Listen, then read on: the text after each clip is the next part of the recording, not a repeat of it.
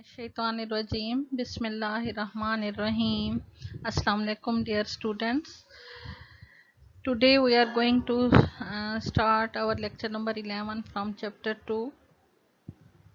The topic is bivariate frequency distribution.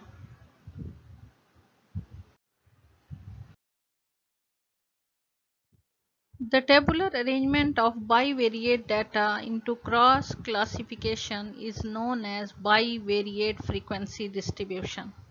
इसको by का मतलब जैसे आप जानते हैं, बाई का मतलब होता है टू, वेरिएट दो वेरिएबल, ठीक है ना। बाई वेरिएट जिसमें दो वेरिएबल इन्वॉल्व हैं, ये वो फ्रीक्वेंसी डिस्ट्रीब्यूशन है या वो क्लासिफिकेशन है, ठीक है। बाई वेरिएट दो वेरिएबल जिसमें इन्वॉल्व हैं। The following steps are involved in the construction of a bivariate frequency distribution. First step is find the class interval for each of the two variables separately in the same way as determined in the univariate frequency distribution. जैसा कि आपने पीछे frequency distribution पढ़ी एक variable के लिए, उसमें जैसे आपने क्लास इंटरवल आपने फाइंड किया, उसी तरह से इसमें दोनों वेरिएबल्स के लिए अलग-अलग आपने क्लास इंटरवल जो है वो फाइंड करना है। Next step is write class of one variable horizontally and other vertically.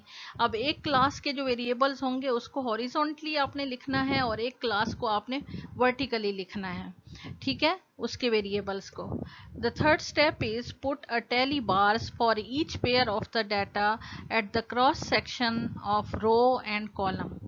ठीक है, अब हर एक के जो क्रॉस सेक्शन में होंगे, रोज और कॉलम्स में जो डाटा होगा, उनके पेयर, ईच पेयर आपने लिखना है और वो टैली बार्स की फॉर्म में लिखना है, टैली बार्स आपने लगाने हैं, ठीक है। नंबर 4 स्टेप है total the tally bars in each class are self frequency. जो हर क्लास होगी उसको हम सेल्फ फ्रीक्वेंसी कहते हैं। जो टेबल के अंदर वो सारा आपको नजर आएंगे वो क्या हैं, these are self frequencies, frequencies जितनी भी होंगी, ठीक है, और उनको फिर हमने टोटल करना है उन टैली बार्स को। फिफ्थ स्टेप क्या है, the total the self frequencies row and column wise. अब उन सेल्फ फ्रीक्वेंसीज को जो कि आपने टैली बार्स को टोटल किया और फिर आपने उनको डिजिट्स में लिखा, तो उन फ्रीक्वेंसीज को आपने रो वाइज भी टोटल करना है और कॉलम वाइज भी टोटल करना है। फिर सिक्स स्टेप क्या होगा, the total of the rows and total of the columns, जिसको ग्रैंड टोटल कहते हैं, मस्ट बी इक्वल, यानी रो टोटल और कॉलम टोटल जो है वो सेम होना चाहिए। अगर 500 रो टोटल आ रहा है आपका, तो 500 ही आपका कॉलम टोटल होना चाहिए, ठीक है। तो उस टोटल को हम क्या कहेंगे, grand total. Suppose we have the heights in inches and weights in pounds of 50 students of a certain college.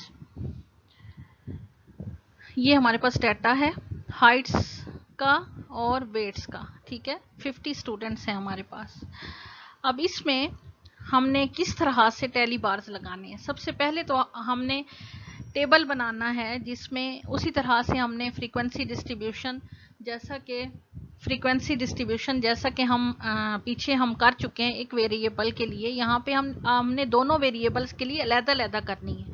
अब जैसे हाइट के लिए है हमारे पास, देखें सबसे बड़ी वैल्यू उसमें देखनी है आपने, हाइट्स में मैक्सिमम वैल्यू और मिनिमम वैल्यू, पहले तो वो देखनी है, ठीक है। फिर उसकी रेंज फाइंड करनी है और फिर आपको आपने उसमें से क्लासेस जो हैं वो बनानी है, ठीक है। हाइट्स की क्लासेस इस तरह से बनानी है, जैसे आपने सबसे लोएस्ट वैल्यू 60 है तो 60 से आपने क्लासेस बनानी शुरू की, ठीक है। 60 to 62, 63 to 65, 66 to 68, ठीक है। इसी तरह से 69 to 71।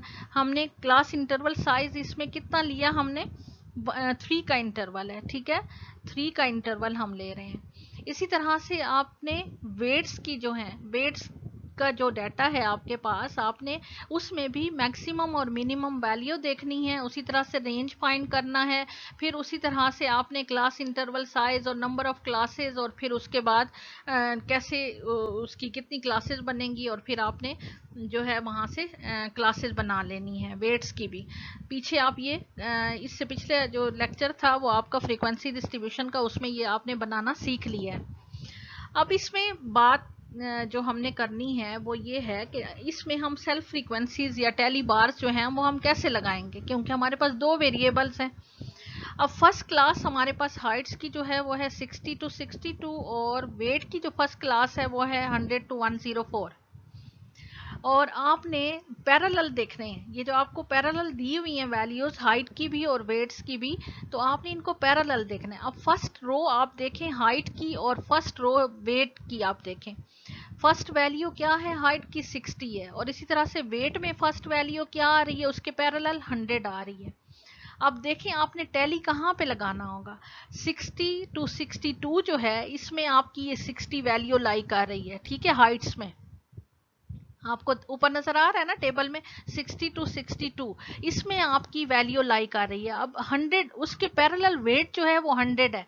अब 100 आपने जो आपके इधर वर्टिकल कॉलम में आपकी वेट्स हैं, क्लासेस हैं वेट की, उसमें आपने देखना है कि 100 की क्लास जो है वो कहाँ पे लाई कर रही है, 100 किस क्लास में आ रहा है, 100 फर्स्ट क्लास में ही आ रहा है, 100 to 104।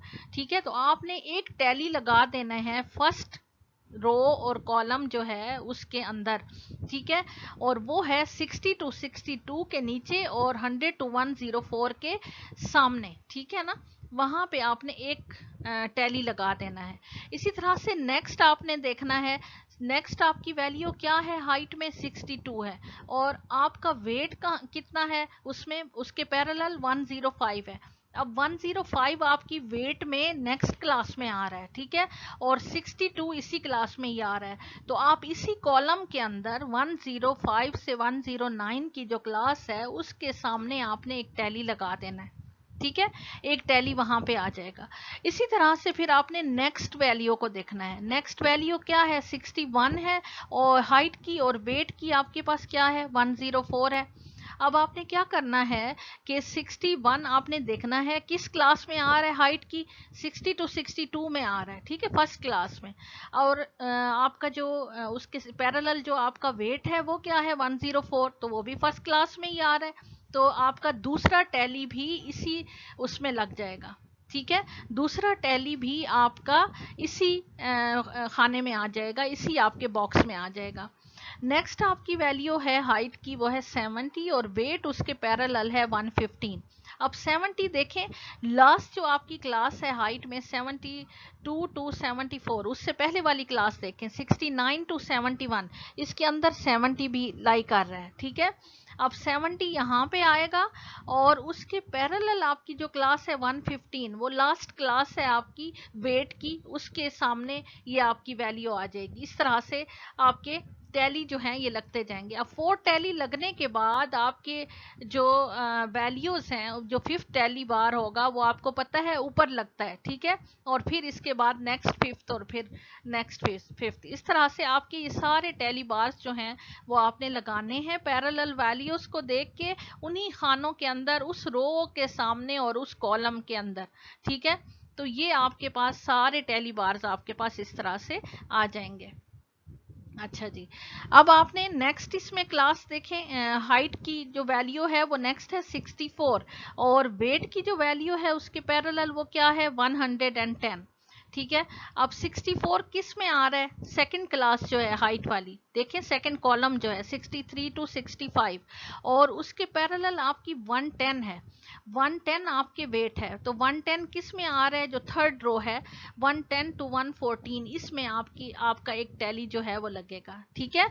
नेक्स्ट इसके बाद आ जाएगा 60 to 102, 60 आपकी कौन सा है, हाइट है, और 102 आपका क्या है, वेट है। तो ये फर्स्ट जो आपका बॉक्स है 60 to 62 के नीचे और 100 to 104 के सामने आपका इसमें एक टैली आ जाएगा, ठीक है। फिर इसी तरह से नेक्स्ट जो आपका नंबर है इसमें हाइट में वो है वैल्यू 65 है और उसके सामने वेट है आपका पैरेलल 110। आपने 65 अब सेकंड क्लास में आ रहा है, ठीक है, 65 के नीचे वाले खाने में आपने आ जाना है वैल्यू क्या है, 110 है, तो 110 to 114 वाले जो रो है उसके सामने आपने वहां पे एक टैली लगा देना है, ठीक है। इसी तरह से नेक्स्ट वैल्यू आपने देखना है। इस तरह तमाम वैल्यूज को आपने पैरेलल देखना है और टैली बार्स इस तरह लगा देने हैं, ठीक है। अब उन टैली बार्स में आप देखें आपने नंबर लगाने हैं। जैसे फर्स्ट में आपका क्या था, 5 टैली बार 5 लगे हुए थे, तो उसमें क्या है 5 आपने लिख दिया। इसी तरह से अगलों में आपके कोई नंबर नहीं आएगा क्योंकि कोई टैली मार्क नहीं था वहाँ पे।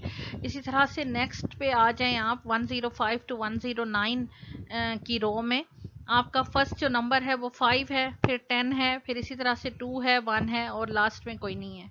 फिर इसी तरह से 110 to 114 की रो में देखें, फर्स्ट में कोई टैली मार्क नहीं था, नंबर नहीं आएगा, 0 है वहाँ पे, और फिर 4 है, और फिर 6 है, 1 है, और फिर आगे कोई नंबर नहीं है उसमें। इसी तरह से तमाम टैली बार्स की आपने नंबरिंग कर लेनी, जैसे आप फ्रीक्वेंसी में करते होते थे, टैली बार्स लगाते थे, फिर आगे आप नंबरिंग करते थे, वो आपकी फ्रीक्वेंसी है। तो ये भी आपकी सेल्फ फ्रीक्वेंसीज हैं, ठीक है। हर सेल की एक फ्रीक्वेंसी, ठीक है, ये आपकी सेल्फ फ्रीक्वेंसीज है। अब इन फ्रीक्वेंसीज का आपने रो वाइज भी टोटल करना है, आपने कॉलम वाइज भी टोटल करना है। और ये जो 50 आपको नजर आ रहा है, ये आपका ग्रैंड टोटल है। आप रो वाइज टोटल करें तब भी 50 होना चाहिए, और आप उसका कॉलम वाइज टोटल करेंगे तब भी वो 50 आना चाहिए, ठीक है। क्योंकि 50 स्टूडेंट्स थे आपके पास, तो आपकी फ्रीक्वेंसी का सम भी उतना ही होना चाहिए, ये आपको पता है ना। Now the next topic is common types of frequency distribution. The symmetrical distribution. A frequency distribution is said to be symmetrical if the frequencies equidistant from the central maximum are equal. इसमें देखें आपको जो curve नज़र आ रहा है, आप इसमें जो वैल्यूज़ होंगी सेंटर से, चाहे वो राइट साइड पे हों या लेफ्ट साइड पे, they are equidistant from the centre, ठीक है। तो ऐसी शेप को, ऐसी डिस्ट्रीब्यूशन को हम कहते हैं symmetrical distribution. The moderately skewed or asymmetrical distribution. A frequency distribution is said to be skewed when it departs from symmetry, when the frequencies tend to pile up in one end, say right end, is called positively skewed distribution. If the frequencies tend to pile up in the left end, is called negatively skewed distribution. जैसा कि आपको ये graph में नज़र आ रहा है, नीचे आपको ये कर्व नज़र आ रहा है कि फर्स्ट जो है वो पॉजिटिवली स्क्यूड डिस्ट्रीब्यूशन को शो कर रहा है, और सेकंड जो है वो नेगेटिवली स्क्यूड डिस्ट्रीब्यूशन को शो कर रहा है। The right hand tail is longer than the left tail, ये आपका पॉजिटिवली स्क्यूड डिस्ट्रीब्यूशन हो गई, and left hand tail is longer than the right hand tail, तो ये आपका क्या हो गया, नेगेटिवली स्क्यूड डिस्ट्रीब्यूशन हो गई। Extremely skewed or J-shaped distribution. This type of distribution has the maximum frequency at one end, and such distributions are common in economic and medical statistics. इसमें आप देख रहे हैं कि जे की शक्ल का आपको ये कर्व नज़र आ रहा है, ठीक है। ये जे शेप डिस्ट्रीब्यूशन इस टाइप का कर्व होता है, और अगला कर्व जो आपको नज़र आ रहा है वो क्या है, रिवर्स जे शेप डिस्ट्रीब्यूशन, ठीक है। इस तरह का कर्व होगा इसका। U-shaped distribution.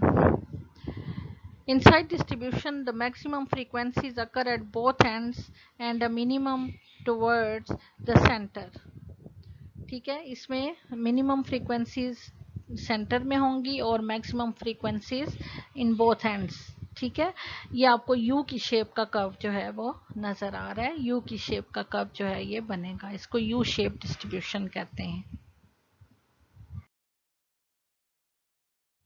Multi-modal distribution. Frequency distribution with more than one maximum frequency are called multi-modal distribution.